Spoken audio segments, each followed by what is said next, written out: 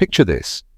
It's late 1947, and somewhere in the Cowley plant near Oxford, a designer is standing in front of a prototype car with a hacksaw in his hand. The car has already been approved for production, tooling has started, money has been spent, and this designer, a Greek immigrant named Alec Isigonis, is about to do something that would make any accountant's heart stop. He's going to cut the entire car in half. Lengthways, that car would become the Morris Minor, and its final iteration, the Minor 1000, would go on to become the first British car to sell over 1 million units. But the story of how it got there, the compromises that were made, the secrets that were hidden, and the engineering decisions that were quietly swept under the rug, well, that's a story you probably haven't heard in full. You see, by 1956, when the Morris Minor 1000 was introduced, a British Motor Corporation had learned some hard lessons about what the buying public would and wouldn't accept. They'd learned how to hide their compromises in plain sight. They'd learned how to market limitations as features, and they'd learned how to build a car that would run for decades, even if it leaked oil, suffered from dodgy brakes, and required more routine maintenance than your grandmother's rose garden. This wasn't just another economy car. This was Britain's answer to the Volkswagen Beetle, the Austin A30, and the Ford Anglia. But unlike those cars, the Morris Minor had something special, a design philosophy that prioritized handling and interior space over everything else, even if it meant accepting some rather significant mechanical compromises along the way. So let's talk about what they really didn't tell you in the brochures. Let's discuss the engineering decisions that made sense on paper but caused headaches for owners. And let's examine why, despite all its quirks and problems, the Morris Minor 1000 became one of the most beloved British cars ever built. Secret 1. The car was too narrow, so they cut it in half. Here's something they didn't exactly advertise in the showrooms. The Morris Minor you know and love was never supposed to be that wide. The original prototype, codenamed Mosquito, and designed during wartime under great secrecy, was considerably narrower. It had the proportions of pre-war cars, tall and thin, like a gentleman in a top hat. The problem was, it looked terrible. Lord Nuffield himself, chairman of Morris Motors, took one look at the prototype and called it a poached egg. That's not exactly the endorsement you want from the man signing the checks. But by the time this became apparent, production was already gearing up. Panels had been ordered, bumpers had been manufactured. The company was committed. Most designers would have accepted defeat and moved forward. Alec Isigonis did not accept defeat. Instead, sometime in late 1947, he made a decision that has since become legend in automotive circles.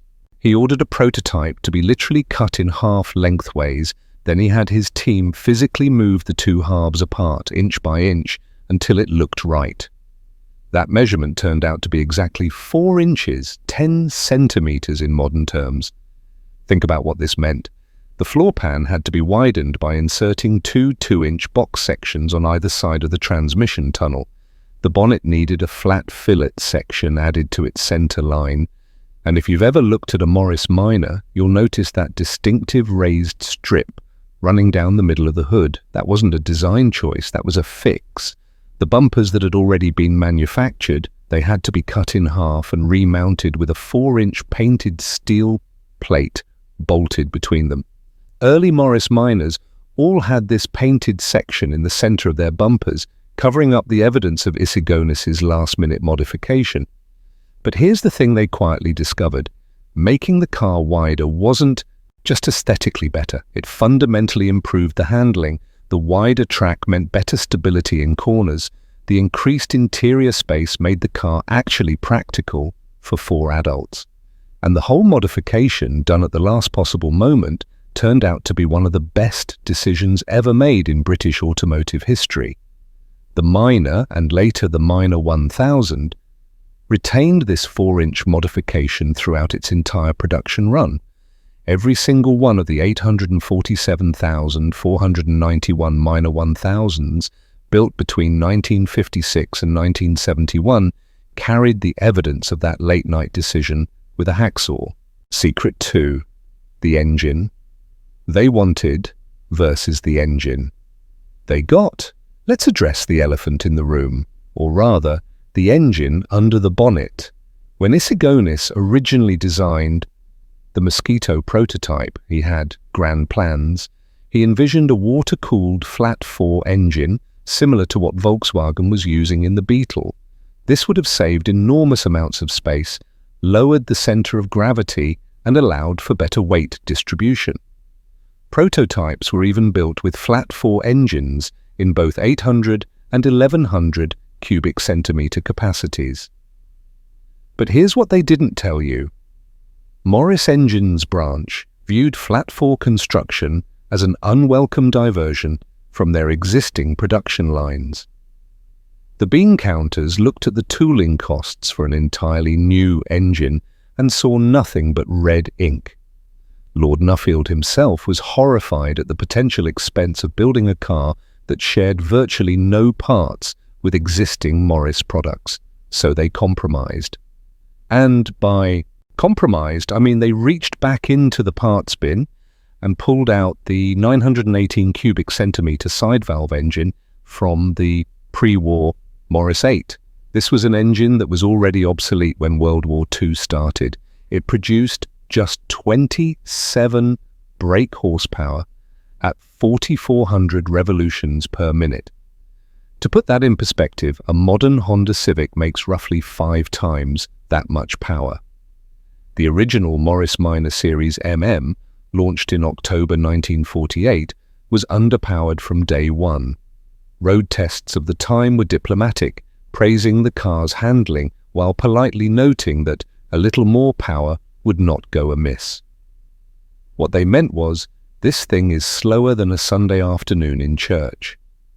When the British Motor Corporation was formed in 1952 through the merger of Morris and Austin, things improved slightly.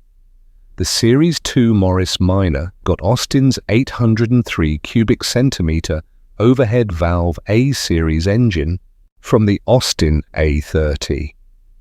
This was better. Overhead valves instead of side valves meant more efficient breathing, but it still only produced around 30 brake horsepower. Top speed? 63 miles per hour if you were going downhill with a tailwind. Finally, in 1956, Morris got serious. The Minor 1000 was born, named for its approximately 1-liter engine. They installed a 948 cubic centimeter A-series 4-cylinder inline engine, producing 37 brake horsepower at 4,750 revolutions per minute and 50 pound-feet of torque at 2,500 revolutions per minute. This doesn't sound like much by modern standards, and frankly, it wasn't much by 1956 standards either. But paired with a car that weighed just 1,700 pounds, it was adequate. The Minor 1000 could finally reach 73 miles per hour and accelerate from 0 to 60 in, well, let's just say you had time to brew a pot of tea while waiting. But fuel economy was impressive at around 40 miles to the gallon, and in post-Suez crisis Britain, where petrol rationing was still a fresh memory, that mattered more than acceleration times. In 1962, Morris made one final upgrade to the Minor 1000, though they kept the name unchanged. They fitted an 1,198 cubic centimeter version of the A-series engine that had been developed for the Morris 1100. This produced 48 brake horsepower at 5,100 revolutions per minute and 60 pound-feet of torque. Top speed increased to 77 miles per hour, and the 20% increase in torque made the car feel genuinely more responsive. But fuel economy suffered, dropping to around 38 miles per gallon. Here's what they didn't advertise. Even with the larger engine, the Morris Minor 1000 was never what you'd call quick. It was adequate, sufficient, enough. But Issigonis himself later admitted that his original vision with the flat-4 engine would have transformed the car. The engine they got wasn't the engine they wanted, it was the engine they could afford to build. Secret 3. Oil consumption wasn't a bug, it was a feature. Now let's talk about something every Morris Minor owner knows, but the sales brochures never mentioned. These cars consumed oil. Not in a catastrophic, engine-destroying way, but in a persistent, regular, better keep a spare quart in the boot kind of way. Half a litre of oil per week wasn't uncommon. That's roughly a pint every few days if you were using the car regularly. And while that might sound alarming to anyone familiar with modern vehicles, minor owners of the era simply accepted it as normal operating procedure. You checked your oil as religiously as you checked your mirrors. Why did this happen? The standard valve stem seals on the inlet guides were, to put it charitably, virtually worthless. Oil would get sucked down the inlet guides, past these inadequate seals, and into the combustion chamber where it would burn. The iron oil control rings on the pistons weren't much better. They were a compromise design that prioritized low cost over effectiveness. The rear main bearing seal was another weak point. The A-series engine used what mechanics politely call a scroll seal, essentially a clever bit of engineering that relied on the spinning crankshaft to fling oil away from the seal surface. It worked reasonably well when everything was new and properly set up. But as the engine accumulated miles and the seal surfaces wore, oil would find its way past. Many minor owners reported oil leaking from the rear of the engine, particularly after the car had been sitting for a while. British Motor Corporation knew about these issues, they weren't ignorant, but addressing them would have required redesigning components that were shared across multiple vehicle lines. The A-series engine was used in everything from the Austin A30 to the MG Midget to, eventually, the original Mini. Changing the design would have had cascading effects across their entire product range, so instead they did what British manufacturers of the era often did. They set expectations differently. The maintenance schedule called for checking the oil level every few hundred miles. Service intervals were more frequent than modern cars, and owners simply learned to live with it. After all, in an era when most cars needed significant attention every 3,000 miles, adding half a litre of oil regularly wasn't seen as particularly unusual. Modern Morris Minor restorers have solutions that weren't available in the 1960s. You can fit 1,275 cubic centimetre valve guides and seals. You can have a machine shop groove the top of the inlet guides to accept modern seals of the correct size. When re-ringing, you can use modern multi-piece oil control rings that are far more effective than the original iron rings. But these are retrofits, improvements made with 60 years of hindsight. The cars, as originally sold, simply used oil, and that was considered acceptable for a budget economy car of the era. Secret 4.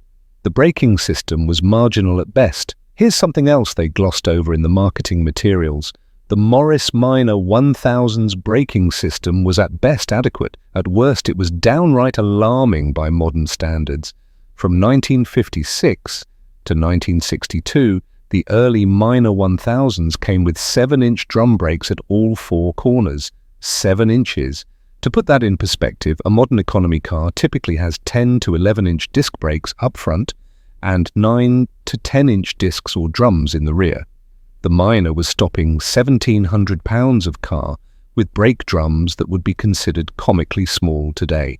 The upgrade came in late 1962 when Morris finally fitted 8-inch front drums to coincide with the introduction of the 1,098 cubic centimetre engine, 1 whole inch larger. This was trumpeted as an improvement, and technically it was. But let's be honest, it was still marginal when most people who drove Minors in period agreed that the brakes were poor at best. You learned to anticipate stops well in advance. You learned to pump the pedal to build up hydraulic pressure. You learned to double pump if you really needed to stop in a hurry. The mechanical components had their own issues. The front wheel cylinders had a disturbing tendency to seize, particularly if the car sat unused for more than a few months. And we're not talking about a little stiffness. We're talking completely stuck solid, seized ahead of the sealing cup, where brake fluid couldn't even reach them. Some owners reported receiving new wheel cylinders from parts suppliers that seized before they were even installed, as if they'd been filled with shellac at the factory. The rear brakes suffered from uneven shoe wear, often due to sticky parking brake cables throwing the whole system out of adjustment. The manual adjustment system required regular attention, and if you neglected it, braking performance deteriorated rapidly. This wasn't a car where you could ignore the brakes for 20,000 miles like a modern vehicle. This was a car that demanded your attention every few thousand miles at minimum. Many minor owners eventually fitted a brake servo or booster, which improved pedal feel and stopping power considerably. These units cost around $200 even back then, not insignificant when the entire car cost around $1,500 to $1,800 new. Some owners went further, retrofitting disc brakes from the MG Midget or doing the more comprehensive Marina disc brake conversion, which used factory British Leyland parts and provided genuinely modern braking performance. But here's the thing, none of these upgrades were necessary to pass the vehicle inspection requirements of the day. The Morris Minor's brakes met legal standards, they just didn't meet the standards we'd consider acceptable today. British Motor Corporation built cars to pass regulations, not to exceed them. And in the budget economy car market of the 1950s and 60s, that was simply how things were done. Secret 5. The suspension required constant attention. Let's talk about another feature that Morris preferred not to emphasize. The suspension system required near constant maintenance if you wanted it to work properly.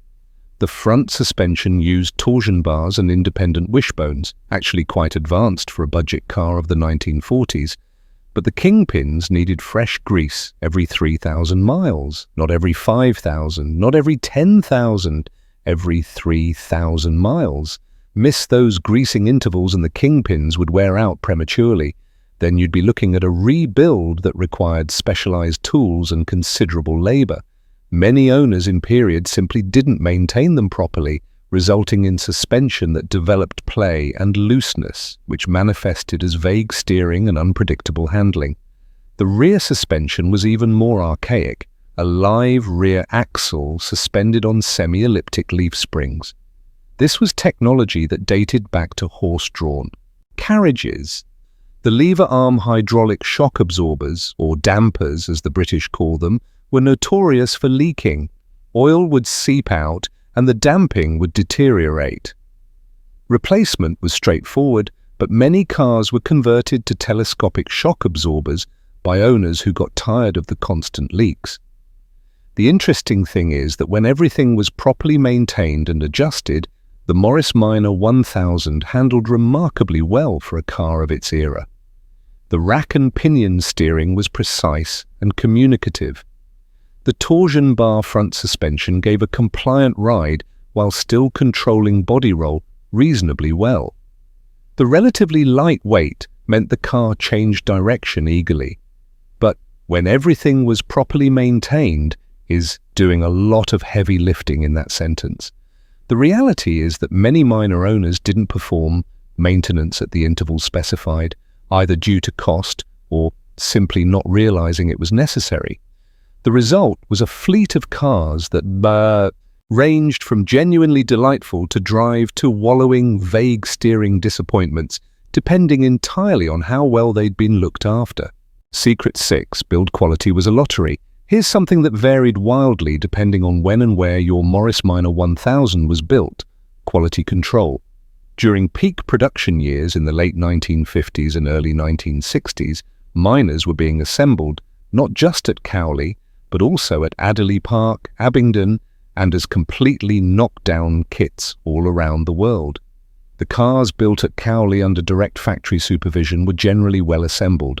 The cars built at satellite facilities, that was more of a lottery. Panel gaps varied, paint application varied, the quality of the final assembly varied. And because the British Motor Corporation was under constant pressure to increase production volumes while keeping costs down, there was always tension between quantity and quality. Rust was another issue they didn't like to discuss. The Morris Minor's monocoque construction was advanced for its time, but the steel used was basic mild steel without significant corrosion protection. In the damp British climate, rust could take hold with alarming speed.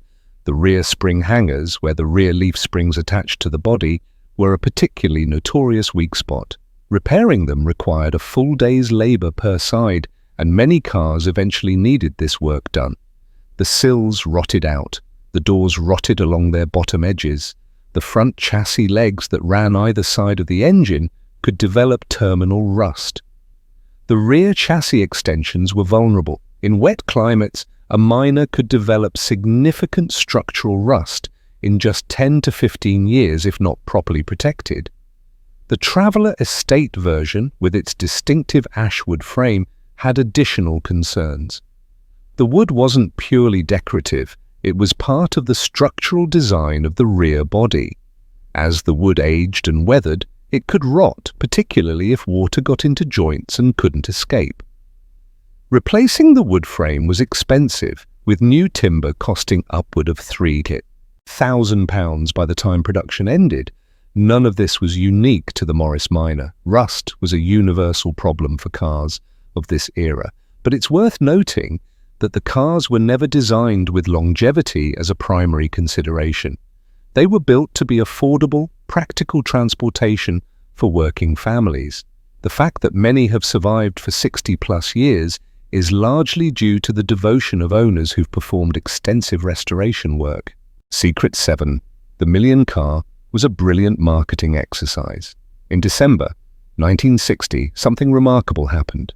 The Morris Minor became the first British car to sell over 1 million units. This was a genuine achievement worthy of celebration. But the way British Motor Corporation chose to celebrate it reveals quite a bit about their marketing savvy. They produced 350 special edition minor saloons, one for each Morris dealership in the United Kingdom. These cars were painted in a distinctive lilac colour, a bold choice that apparently caused considerable debate internally. Management wasn't convinced that buyers would accept such an unusual colour, but it made the cars instantly recognisable and collectible. The interior was trimmed in white leather with black piping. The badge on the bonnet and boot lid was modified to read Minor 1 million instead of the standard Minor 1000. Even the wheel embellishers got special 1 million badges. These were proper limited edition vehicles before such things became common marketing exercises. The chassis numbers were allocated specially, jumping ahead in the normal sequence. All 350 cars carried chassis numbers from 1 million to 1,349,000. The millionth car itself, chassis number 1 million exactly, was donated to the National Union of Journalists to be used as a prize in a competition supporting their widow and orphan fund. British Motor Corporation also presented a celebratory Minor to Great Ormond Street Hospital for sick children, though this particular car was constructed entirely of cake. Today, the surviving Minor million cars are among the most valuable Morris Minors, with examples selling for upward of £15,000 in average condition. The entire exercise was brilliant marketing, creating collectible vehicles to commemorate a milestone while simultaneously generating positive press coverage and maintaining dealer enthusiasm for the model.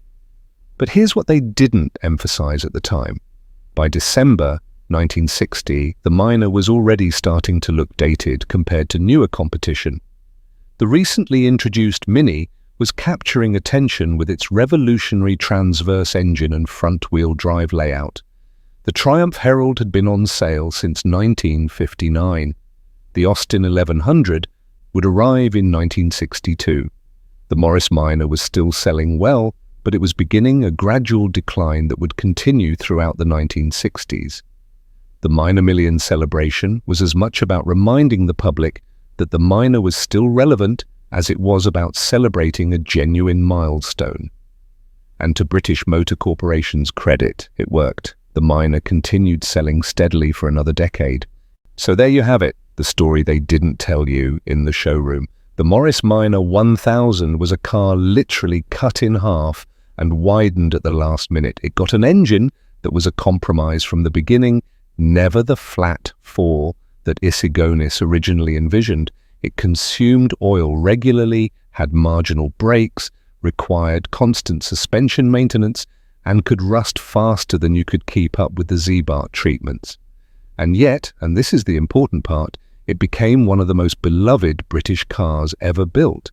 Why? Because despite all these compromises and limitations, the fundamental design was brilliant. The handling was genuinely excellent when properly maintained.